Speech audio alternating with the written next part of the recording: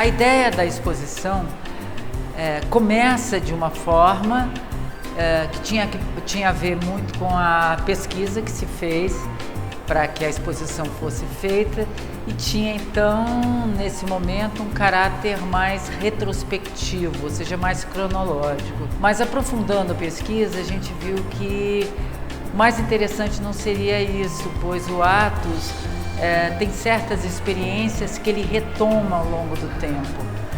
Com isso, a gente começa a exposição a partir das primeiras pinturas, né? E aí a gente pode falar numa certa cronologia, que são pinturas figurativas, e o motivo é o carnaval, são os carnavais do Atos, que é um motivo que ele vai retomar com tudo no final da sua vida em desenhos.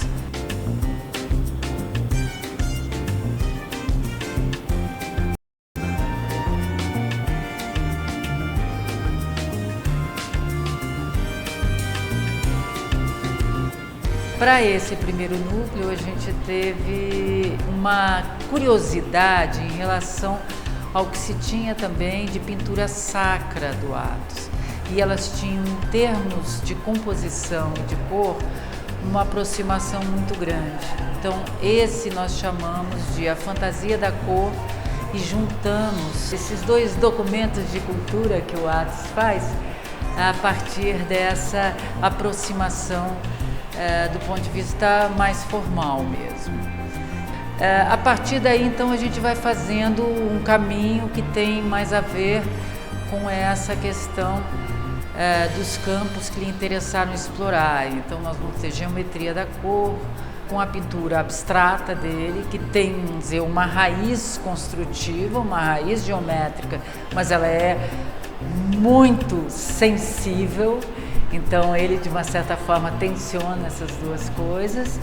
As máscaras, né, no Tudo é Falso, em que ele explora, então, a partir de um interesse sobre as máscaras que vem das expedições etnográficas, ele começa a criar a sua própria etnografia, né, etnografia contemporânea, da própria cidade, né, do imaginário dele, né. Acho super interessante que nisso ele é bem surrealista, né. Em determinado momento ele faz a exploração das fotomontagens, né, que é algo que passa a ser muito explorado na época do surrealismo e que depois se desdobra em outras experiências, né. Ele é um dos poucos artistas de sua geração no Brasil que realmente trabalha com isso e trabalha numa via muito especial, né, dentro de uma via surrealista por excelência. Em outro momento a gente traz algo que é pouco conhecido dele, que é o seu trabalho de design ou de arte aplicada. Poucos sabem que Atos foi figurinista e cenógrafo do teatro tablado, fez ilustração para jornais, livros, discos, produziu também algo que é inédito e que nós então fizemos pela primeira vez, estudos para lenços. Isso são interessantíssimos de se ver. Depois desse, vamos dizer, desse passeio por esses campos menos conhecidos do seu trabalho, a gente tem toda uma sala dedicada à relação arte e arquitetura, em que teremos os estudos, especialmente para os painéis de azulejo, que ele fazia como um jogo para experimentar as possibilidades e deixa sempre as formas em aberto, ou seja, jamais fechar. É essa vamos dizer, a dica que ele dava aos operários que completavam sua obra. Então, acho que é exemplar e nós deixamos esse espaço para que as pessoas pudessem ver efetivamente qual era o pensamento dele ao fazer o trabalho de integração arte e arquitetura. Por último, nós temos o Rastros de Atos, que é onde aparece o Atos professor, o Atos artista, que se dedica a conversar com outros artistas mais jovens e trocar ideias, né? Então, tem uma geração de artistas que realmente conviveram com Atos com frequência, e que tem obras na exposição em contato com obras do Atos que eles elegeram, e artistas mais jovens que não tiveram essa oportunidade porque já começaram a produzir arte no momento que Atos ou não estava mais aqui ou já estava muito doente, mas que reconhecem no seu trabalho uma franca influência daquilo que é viver numa cidade que é repleta de obras de arte na rua, feitas por esse grande artista. Quando nós pensamos nas comemorações do centenário de nascimento do professor Atos, nossa primeira ideia foi realmente fazer essa grande exposição e iniciamos essa exposição em Brasília. Brasília é sempre muito prazeroso mostrar a obra do Atos, porque apesar das pessoas terem o Atos no caminho da escola, no caminho de casa, no caminho para o trabalho, o Atos é sempre muito bem visto, muito querido. Depois de Brasília, nós fomos para Belo Horizonte.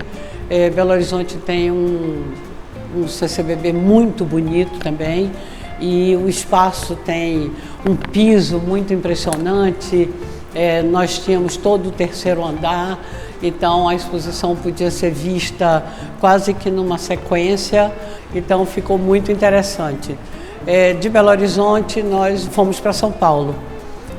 São Paulo talvez seja o menor dos CCBBs e o que tem menor área de espaço expositivo. Foi até agora o lugar onde a exposição foi mais visitada. Nós já tivemos quase 400 mil visitantes e São Paulo nos presenteou com 185 mil pessoas vendo a exposição do professor Atos. Bom, agora chegamos ao Rio, é o último lugar da nossa itinerância, é a cidade onde o professor Atos nasceu. Quer dizer, tem todo um significado estar no Rio de Janeiro e encerrar essa mostra no Rio de Janeiro, porque justamente os carnavais que ele desenhou, os carnavais que ele pintou, são memórias da infância dele, são memória afetiva dele. E, enfim, eu acho que tem uma riqueza muito grande e muita novidade, além dessa obra monumental que o Atos possui. As pessoas vão poder ver toda essa obra de ateliê produzida por ele ao longo da sua vida.